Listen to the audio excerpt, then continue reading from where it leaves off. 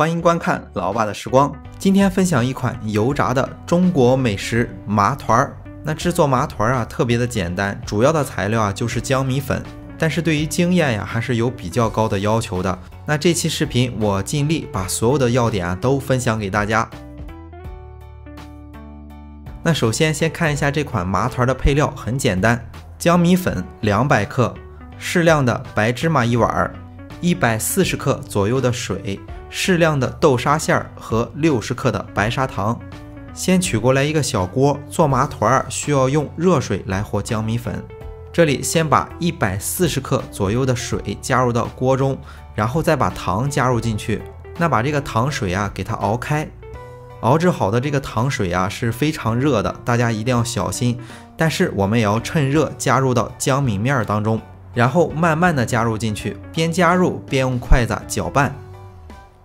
这个材料搅拌到这种一块一块的，感觉用手去揉啊也不会烫手的时候，就下手把这个江米面给它揉成团儿。这种烫面的做法还是在中国的饮食里面比较有特色的一种，尤其是油炸糕，它对这个烫面的要求啊会更高一些。好了，这个江米团已经揉好了，揉的时候啊可以多揉1-2分钟，让它变得光滑均匀。然后取过来一张潮湿的笼布盖在上面，防止它风干，放在一旁松弛大概20分钟左右吧。松弛好之后，把它分成小剂子，大概能分8个出来。那接下来的经验和手法就比较重要了。首先在包入馅料之前用手把这个剂子捏成一个小漏斗的形状，捏的四周都是一样厚。然后取过来一块馅料，大概有剂子的1半的大小，然后包入进去。馅料还是选用的传统的豆沙馅儿。包这个馅料的时候，要让面皮差不多一样厚。包好之后就放在刚才准备好的芝麻里，给它滚上一圈芝麻。如果感觉芝麻粘得不牢固，可以取来一点水粘在上面，然后再粘芝麻。好了，到这里生的麻团就准备好了，然后起锅烧油。炸麻团对这个油温的要求啊是比较严格的，首先用小火来热锅。炸麻团不需要油温太热，加热到2-3成热，就是刚刚有一点点的温度，基本上就是凉油下锅。然后就是用这个罩里辅助着，让这个麻团不断的滚动。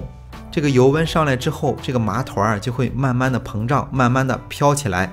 麻团飘起来之后借助这个罩里不停的翻滚麻团，轮流着用罩力轻轻的按压每个麻团。那如果是油温太高了，麻团中间的气体没来得及散出来，那这个麻团在炸的时候很容易砰的一声爆开。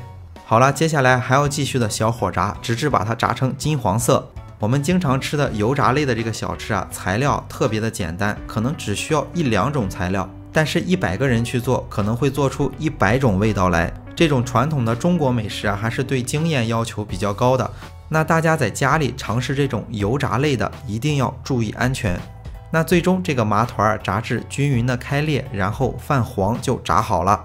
好了，接着用罩里把它盛出，把油控干净，放凉就可以吃了。这种麻团炸出来之后放凉了也不会皮，口感还是非常的好。